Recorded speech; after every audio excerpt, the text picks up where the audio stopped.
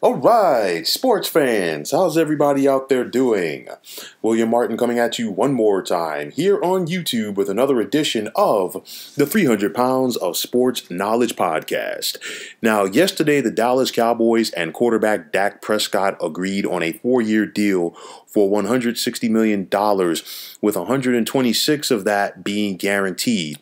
Now, for the 2021 NFL season, Prescott will earn $75 million, which includes a $66 million signing bonus. You look at it, Jerry Jones, of course, the Cowboys owner and team president, wanted to pay Dak, but he did not want to be a make or break or break the bank scenario. And I think this is a situation here with the money that Dak got and the fact that, the majority of it is up front. It's a very team-friendly contract for the final 3 years of the deal. So you know what? I think both sides won. You look at it, Dak wanted to get paid. Jerry wanted to pay him, but he just didn't want to have a scenario where you had your quarterback, counting for so much of your money for so many years. It's really going to hinder the Cowboys this year, but I think long-term, they have a situation to come out of this smelling like a rose. And after last season's debacle, Jerry Jones really didn't have a choice but to pay Dak Prescott. We saw the horrific leg injury that Prescott suffered in the Cowboys' 5th game of the season. And without him, Dallas was only able to go 4-7. But with that said, they still had an opportunity to win the ultra-weak NFC East. You look at it throughout the regular season in Prescott's career, he has a record of 42-7 in the regular season, but then he's just 1-2 in the playoffs.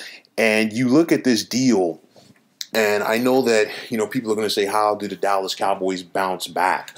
Dallas should be able to bounce back this season. You look at the fact that the NFC East is still going to be very weak, and it all starts with the quarterback positions for the other 3 teams. With Washington, Philly, and New York, they have young quarterbacks that have a lot of question marks attached to them.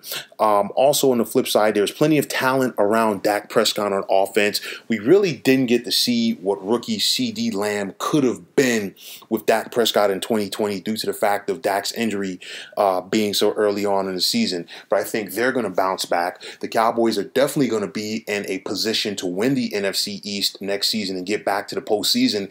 As we've seen the recent trend with Dallas, they basically alternated going to the playoffs and not going to the playoffs in seasons. Dallas definitely has to fix their defense. Their defense was one of the worst units in the league last year. It's resulted in them getting a new defensive coordinator, of course. And Dallas has to go out there and see what they can do in free agency. And they really can't do much due to the Dak contract for 2021. So they're going to have to try to figure it out through the draft.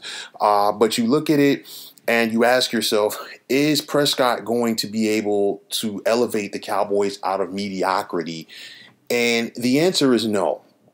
Because you look at it, Dak can put up numbers. We saw him throw for nearly 5,000 yards a couple of seasons ago. But, he's not a guy that's going to be able to elevate the team and help them take it to the next level. We've seen enough of Dak Prescott now to know what he can and cannot do. And you look at it, and the Dallas Cowboys, they are still searching for that guy that is going to get them over the hump for the first time since the mid-90s. Dak is not that guy. He's good, but he's not great. And in order for you to elevate your game the way that the Cowboys need him to, he's got to be great. And I don't see him being able to consistently do that. You look at it, Jerry Jones had no choice but to give him this deal. You look at it right now, and I think that too many teams are throwing too much money at a lot of average quarterbacks in the NFL because that is the quote-unquote going rate. But for Jerry Jones, he had no choice whatsoever. You look at it, the Dallas Cowboys, they played themselves out of the Trevor Lawrence sweepstakes, of course. Then on top of that, Jerry had to sit back and look at the free agents and look at the potential trades and look at the draft and say, you know what, Dak is the best guy. It was a situation where they couldn't franchise tag Dak anymore. Theoretically, they could have, but it really wouldn't have helped their relationship going forward. So it's a situation where, the deal had to be done. I think that Dallas now is in a very good position to win this division again in 2021. And of course, winning the division means that you get a home playoff game. But you look at it as far as the Cowboys taking that next step to be amongst those upper echelon teams in the NFC, they still have a ways to go. Dak got paid. That's what he wanted to do. Jerry wanted to pay Dak. He just didn't want to break the bank. So I think everybody involved in this deal comes out smelling like a rose. And I think this should be the catalyst to get the Dallas Cowboys back to winning the NFC East in 2001 if Prescott is healthy and ready to go for this season. So, folks, that is going to wrap it up.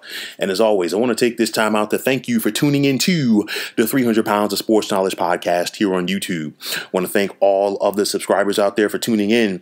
And if you have not already, please feel free to subscribe to this channel. Now, if you're on Twitter, please feel free to follow me at 300 Pounds of Sports. And like I always say, if you follow me, it'll be my pleasure to follow you right back. There's also the sports discussion group on Facebook at the Sports Depot 365. You can check it out. Drop a line and be a part of one of the better sports debating sites going on social media. So once again, fine folks, my name is William Martin. Take care and have yourselves a wonderful day.